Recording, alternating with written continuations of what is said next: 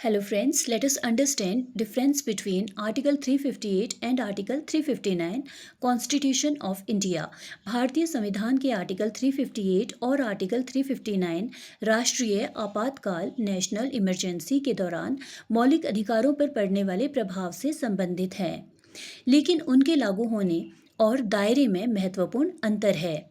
मुख्य अंतर यह है कि आर्टिकल 358 केवल आर्टिकल 19 को निलंबित करता है और स्वतः लागू होता है, जबकि आर्टिकल 359 आर्टिकल 20 और 21 को छोड़कर अन्य मौलिक अधिकारों के प्रवर्तन को निलंबित करता है और इसके लिए राष्ट्रपति के आदेश की आवश्यकता होती है। Main difference between Article 358 and Article 359। Article 19 पर प्रभाव। आर्टिकल 358 के तहत युद्ध और बाहरी आक्रमण के आधार पर आपातकाल घोषित होने पर आर्टिकल 19 द्वारा प्रदत्त 6 मौलिक अधिकार स्वतः ही निलंबित हो जाते हैं। आर्टिकल 359 के तहत राष्ट्रपति आदेश द्वारा किसी भी अन्य मौलिक अधिकार के लिए अदालत जाने के अधिकार को निलंबित कर सकते हैं। लागू होने की प्रक्रिया। आर्टिकल 358 स्वतः लागू होता है, इसके लिए किसी अलग आदेश की आवश्यकता नहीं होती। आर्टिकल 359 को लागू करने के लिए राष्ट्रपति के आदेश प्रेसिडेंशियल ऑर्डर की आवश्यकता होती है। समय सीमा।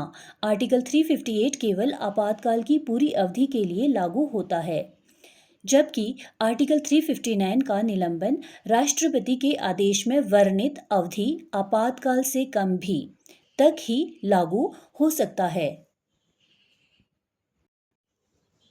आधार ग्राउंड्स। आर्टिकल 358 केवल युद्ध या बाहरी आक्रमण पर लागू होता है, सशस्त्र विद्रोह इंटरनल डिस्टर्बेंस पर नहीं।